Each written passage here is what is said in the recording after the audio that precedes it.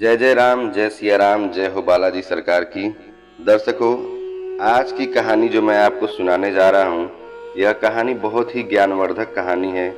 जो लोग इस कहानी को पूरे मन और दिल से सुनते हैं, उसके घर में कभी कोई कलेश उत्पन्न नहीं होगा।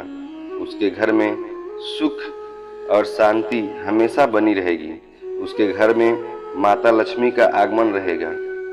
यह तो आपने सुना ही होगा कि जिसके घर में रोज झगड़े होते हैं, उनके घर में कलेश बना रहता है और उनके घर में कभी बरकत नहीं होती है। उस घर में माता लक्ष्मी कभी आती ही नहीं है, उनका आगमन नहीं होता है। और जिस घर में सुख शांति होती है, उसके घर में सुख समृद्धि की आगमन होती है और माता लक्ष्मी निवास करके उसके घर पर सदा अपनी कृपा बनाए रहती हैं। इस कहानी को सुनने के बाद आपको यह पता चल जाएगा कि हमें घर में लड़ाई झगड़े क्यों नहीं करने चाहिए। जिसके घर में लड़ाई झगड़े होते हैं, उनको कैसे रोका जा सकता है, वह उन लड़ाई झगड़ों को कैसे रोक सकता है। क्योंकि घर में सुख शांति का होना बहुत जरूरी है, क्योंकि जहाँ सुख शांति होता है वहीं माता लक्ष्मी निवास करती हैं। जहाँ कलेश उत्पन्न होते हैं, लड़ाई झगड़े उत्पन्न होते हैं, अर्थात जिस घर में लड़ाई झगड़े होते रहते हैं, वहाँ माता लक्ष्मी का वास नहीं होता। वहाँ पर दुख और दरिद्रता का निवास होता है। हो सके तो इस कहानी को पूरा सुने। यह कहानी आपके जीवन में बहुत सारी सीख देगी। यह बहुत ही ज्ञानवर्धक कहानी है, इसे जरूर सुने। यह कहानी एक मोर और मोरनी की है। इससे पहले कि आप हमारी कहानी में खो जाएं, चैनल को सब्सक्राइब करना बिल्कुल ना भूलें। चलिए कहानी शुरू करते हैं। एक जंगल में एक मोर और मोरनी रहती थी। मोर और मोरनी बहुत हंसी खुशी जंगल में रहा करते थे। एक दिन मोरनी मोर से कहती है कि पिया जी, हमें यहाँ से चलना चाहिए। हमें वहाँ चलना चाहिए जहाँ हमारे समाज के लोग रहते हैं। मोर कहता है, हम वहाँ चलेंगे तो लड़ाई झगड़े होंगे। हम दोनों इस जंगल में कितने सुकून से रहते हैं, हमें वहाँ जाने की क्या जरूरत है। लेकिन मोरनी जिद करने लगती है तो मोर भी मान जाता है और वो दोनों उड़कर एक नगर में आ जाते हैं। कुशीनगर का राजा पशु पक्षियों की भाषा को आसानी से समझता था।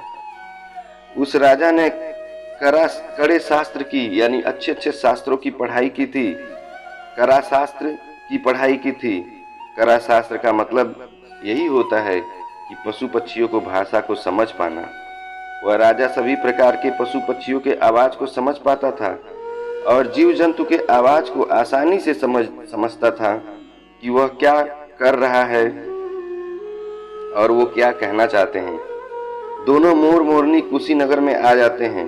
एक दिन की बात है। राजा अपनी रानी से कहता है कि हे रानी, मुझे बहुत तगड़ी भूख लगी है, आप मुझे भोजन खिला दीजिए। राजा की रानी 36 प्रकार का भोजन बना करके एक हाथ में पानी का लोटा और दूसरे हाथ में खाना का थाली लेकर के राजा के पास पहुंचती है। रानी जैसे ही भोजन का थाली राजा के समक्ष रखती है तो यह चावल का टुकड़ा नीचे गिर जाता है और वहीं पर कुछ चींटियां घूम रही होती थी या घूम रही थीं। तो एक चींटी चावल के टुकड़े को लेकर वहां से चलने लगती है या जाने लगती है। राजा बैठा इस घटना को देख रहा था और चींटी के पास में तुरंत ही एक बड़ा चींटा आता है और वह चींटा चींटी से कहता है, या चावल का टुकड़ा मुझे दे दीजिए और पूजा की थाली से दूसरा चावल का टुकड़ा लेकर आओ। उनकी बातों को राजा पूरी तरह से सुन रहा था, क्योंकि राजा जानवर पशु पक्षियों की भाषा को समझ सकता था। तो राजा वहीं बैठा सुन रहा था कि चींटा चींटी से यह बात कह रहा है। चींटी चींटा से कहती है, नहीं, मैं नहीं जाऊंगी। अगर यह बात राजा को पता चल जाएगी तो राजा मुझे मार देगा। फिर चींटा चींटी से कहता है कि तुम जाओ, राजा को नहीं पता चलेगा। चींटी फिर जाने की कोशिश तो करती है, लेकिन आधे रास्ते से वापस चली जाती है और चींटा से कहती है, नहीं, मैं नहीं जाऊंगी, मैं नहीं जाऊंगी। हो सकता है राजा को पता चल जाए और मुझे मार दे। राजा उन दोनों को देख रहा था तो चींटा इस बात का भान हो जाता है चींटा को कि राजा हमारी बातों को समझ रहा है। फिर से कहता है, देखो लगता है राजा हमारी बात को समझ रहा है। राजा ने हमारी बातों को सुन लिया है, इसलिए वह भी देख रहा है कि चींटा से कहती है, अगर राजा ने हमारी बात को सुन लिया हो तो यह बात राजा किसी और को बताएगा तो उसी समय पत्थर का बन जाएगा। राजा चींटी और चींटा की बात को बखूबी सुन लेता है और समझ लेता है। अब देखिए कहानी में मोड़ कहाँ आ गया कि चींटी चींटा से कहती है, अगर राजा ने हमारी बात को सुन लिया तो सुन तो लिया हमारी बात को, लेकिन अगर यह बात किसी और को बताएगा तो राजा क्या हो जाएगा, पत्थर का बन जाएगा।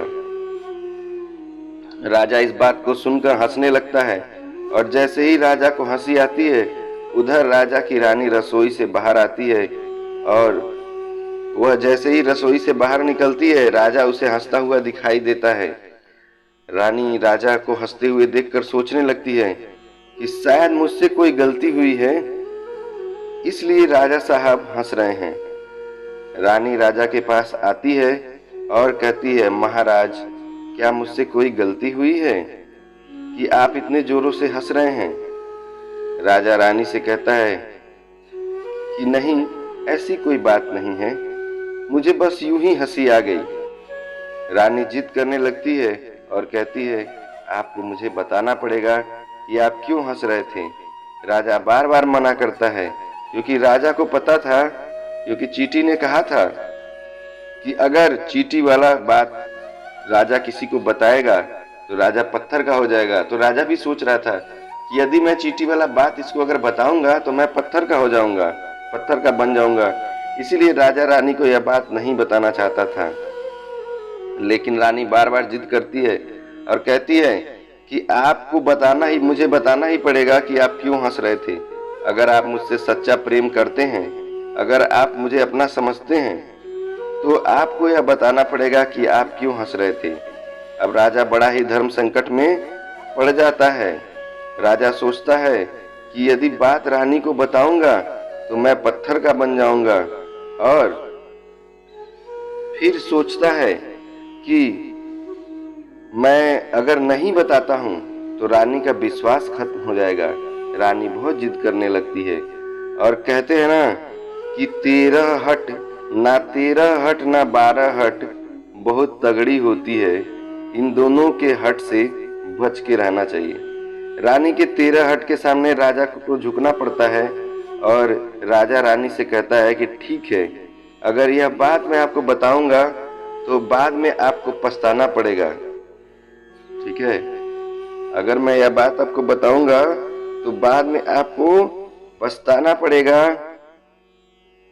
रानी कहती है कि अभी तो आप कह रहे थे कि कोई बात नहीं है, अभी आप कह रहे थे कि मुझे पछताना पड़ेगा। रानी कहती है कि जरूर कोई तगड़ी बात है, और राजा से और जिद करने लगती है। तब राजा कहता है कि ठीक है, अगर आप नहीं मान रही हैं तो चलिए मैं किसी जंगल में यह बात बताऊंगा। राजा रानी रथ पर सवार होकर जंगल के लिए निकल जाते हैं।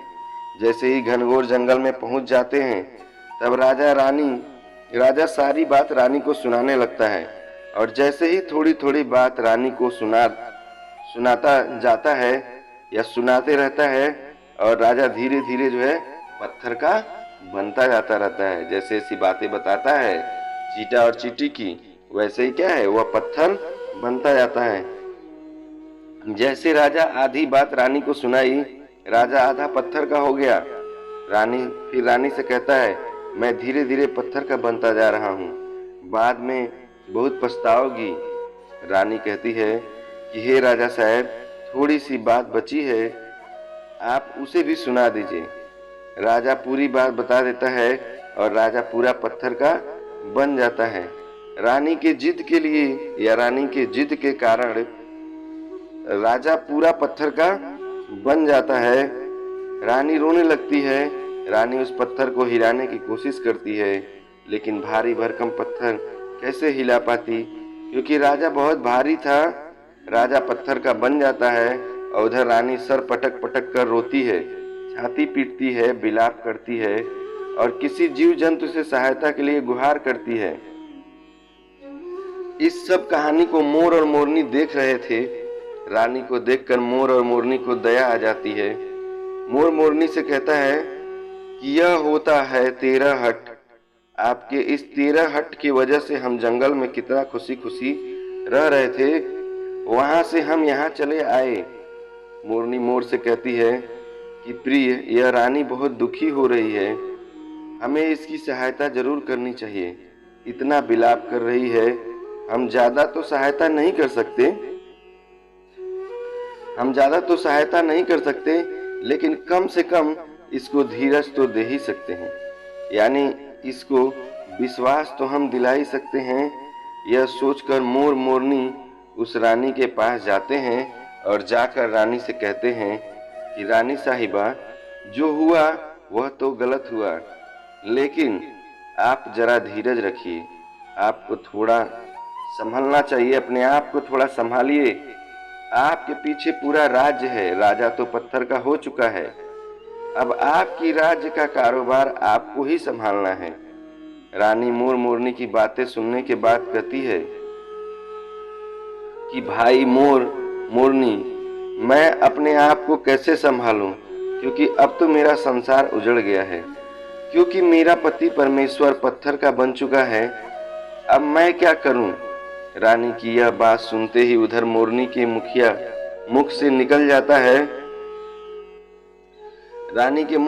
जाता है कि राजा पत्थर का कैसे हो गए हैं। रानी वही बात बताने लगती है जो राजा ने चींटी वाली बात रानी को बताई थी। रानी वही बात मोर मोरनी को बताने लगती है और रानी भी धीरे धीरे पत्थर का बन जाती है। जब रानी पत्थर की हो जाती है तो राजा तो पत्थर का हो ही चुका था। जब दोनों पत्थर के हो जाते हैं, उधर मोर मोरनी को चिंता सताने लगती है। उधर मोर मोरनी बहुत दुखी हो जाते हैं। मोरनी को यह चिंता सताने लगती है कि अभी हम पर भारी संकट आ सकती है। मोर मोरनी को यह बात सताने लगती है कि हम भी पत्थर के नहीं बन जाएं, क्योंकि राजा भी उसी चींटी वाली बात से पत्थर का हो चुका है और रानी भी उसी चींटी वाली बात से पत्थर का हो चुकी है। और मोर मोरनी से कहता है कि हम पर भी खतरा मंडरा रहा है, क्योंकि इस तरह की कोई बात नहीं है, या इस तरह की कोई भी बात नहीं है जो तुम्हारे मुंह में रह सके। मोरनी कहती है यहाँ से तो हम दूर चले। मोर कहता है कि दूर जाने से क्या फायदा है, धरती के किसी भी कोने में हमारा पीछा नहीं छूटेगा। यह खतरा तो हमारे ऊपर हमेशा बना रहेगा, मंडराता रहेगा। अगर जाने अनजाने में भी हमारे मुख से निकल गई तो हम पत्थर के बन जाएंगे। इसी बात को लेकर मोर और मोरनी बहुत दुखी हो जाते हैं। रात दिन यह सोचकर वह ना भोजन करते और ना चैन से सोते। बस दिन रात या रात दिन उनको यही दुख सताता कि कहीं हमारे मुख से निकल न जाए। यदि हमारे मुख से यह बात भूल कर भी निकल गई तो हम दोनों पति पत्नी पत्थर के बन जाएंगे। यही सोचकर और दिमाग लगाया कि मैं सारे चींटियों को खत्म कर दूं तो यह बात खत्म हो सकता है, क्योंकि सारा करा धरा चींटियों का है। मोर मोरनी से कहता है अगर हम दृष्टि से सभी चींटियों को खत्म कर दें, इस सृष्टि से सभी चींटियों को खत्म कर दें तो यह संकट समाप्त हो जाएगा। और मोर मोरनी इस बात से राजी होते हैं और सभी चींटियों को मारकर खाना शुरू कर देते हैं। मोर और मोरनी का इतना आतंक हो गया था कि सभी चींटियां डर के मारे बिल के अंदर जाकर छिप गई और मोर मोरनी ऐसी निगरानी रखते कि कहीं भी चींटी दिखती तो तुरंत दबोच लेती। कोई भी चींटी मोर मोरनी के इस आतंक की वजह से बाहर नहीं आते थे। सभी चींटियों ने जमीन के अंदर अपना बिल बनाना शुरू कर दिया और जमीन के अंदर ही जाकर बैठ जाते। काफी समय बीतने के बाद चींटियों को भूख सताने लगी, क्योंकि भोजन तो दिन में ही मिलता और भोजन खाने के लिए चींटियों को बाहर तो आना ही पड़ेगा बिल से। और जैसे ही भोजन लेने के लिए चींटी बाहर आती, उसे मोर मोरनी में से कोई भी एक दबोच लेता और उसे जान से मार देता। एक चींटी और चीटा भोजन के मारे तड़पते हुए श्री विष्णु का जोरदार भजन करने लगे। भक्ति करते करते उन्हें यह भी मालूम नहीं था कि वह कहाँ है कहाँ नहीं है। वह घोर तपस्या में लीन हो गए। अंत में जाकर श्री हरि विष्णु ने उन्हें दर्शन दिया और श्री हरि विष्णु उनको दर्शन देते हैं और भगवान विष्णु कहते हैं कि चीटा चीटी, जो तुम्हें मांगना है मांग लो, जो तुम्हें मांगना है वो तुम मांग सकते हो। हम तुम्हारी भक्ति से प्रसन्न हैं। क्योंकि चीटा और चीटी ने निरंतर भक्ति की थी, बिना अन्न जल ग्रहण किए, बिना भोजन किए, बिना पानी पिए जो है वह भक्ति किए थे और ईश्वर प्रसन्न हो गए थे। इसीलिए भगवान विष्णु बहुत जल्दी प्रसन्न हुए थे और दोनों न जाने कितने दिन से भूखे और प्यासे थे।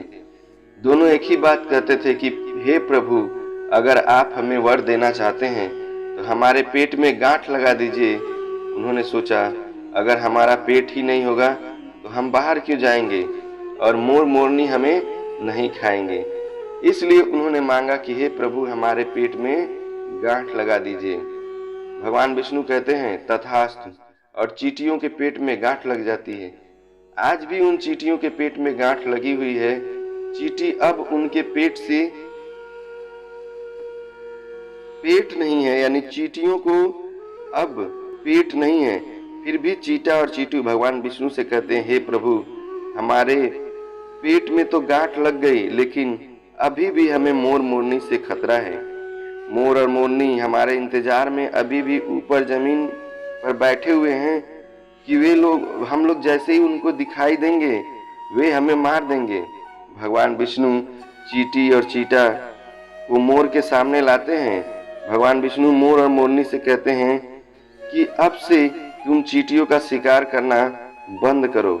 इसमें चींटियों का कोई दोष नहीं है। जो दोषी था वो राजा था, क्योंकि राजा ने करा शास्त्र की पढ़ाई की थी। इसलिए वह सभी जीव जंतु की भाषा को समझने में सक्षम था।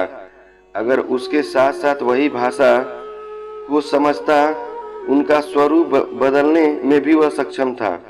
उन पशु पक्षियों का स्वरूप धारण किया करता था। और जब वह राजा रूप धारण करता था तब पशु पक्षियों के साथ संभोग भी किया करता था। और जब वह पशु पक्षी गर्भ धारण करते थे तो उन्हें छोड़कर के इंसान बन जाता था। और फिर ऐसी पशु पक्षियों पर वह जोर जोर से हंसता था कि इसी मूर्खता के कारण, उस राजा की इसी मूर्खता के कारण आज यह राजा पत्थर का पड़ा है। मोर मोरनी कहते हैं, उसकी रानी का क्या दोष है। श्री हरि विष्णु कहते हैं कि उसके पत्नी की भी उसके पाप में भागीदारी है, क्योंकि उसकी पत्नी अगर उनको रोकती तो वह इतना बड़ा पाप नहीं करता। इसलिए उसकी रानी भी पाप की भागीदारी है, इसलिए आज वह भी पत्थर की बन चुकी है।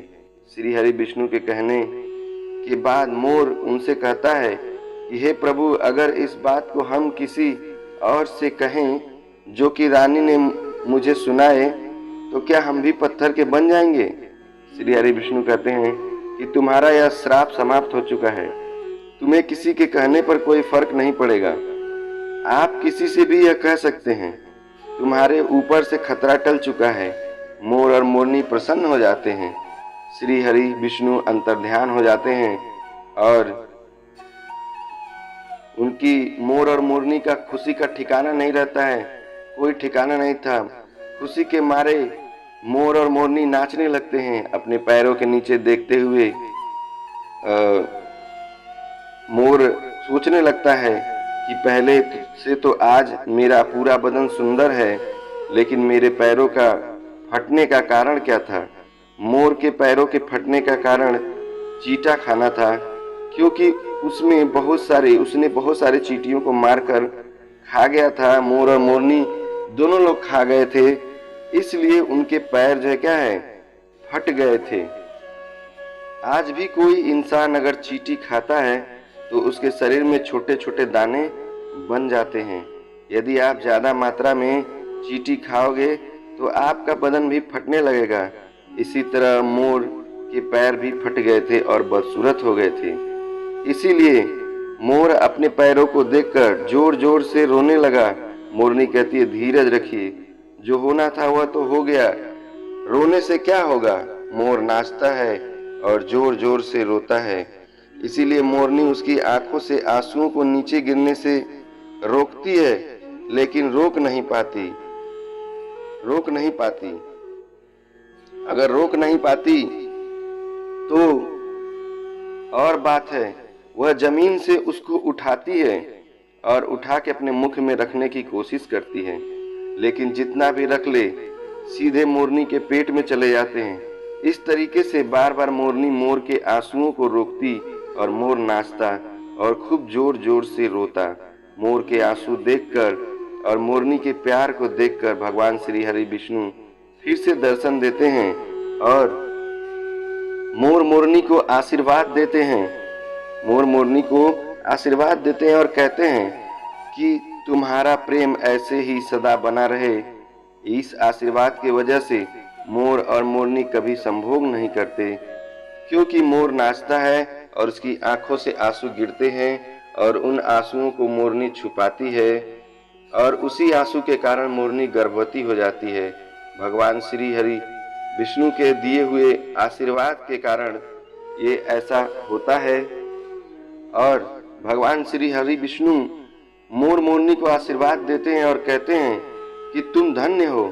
एक समय ऐसा भी आएगा कि तुम्हारे पंखों को मुकुट बनाकर धारण करेंगे। इसीलिए कहते हैं कि जब श्री कृष्ण के रूप में हरि विष्णु ने धरती पर अवतार लिया था तो मोर मुकुट के साथ आए थे। यह कथा यहीं समाप्त होती है। अगर वीडियो अच्छा लगा हो, कथा अच्छा लगा हो तो चैनल को सब्सक्राइब करके, वीडियो को लाइक करके अपने दोस्तों को भी शेयर करें। जय श्री कृष्णा, जय श्री कृष्णा।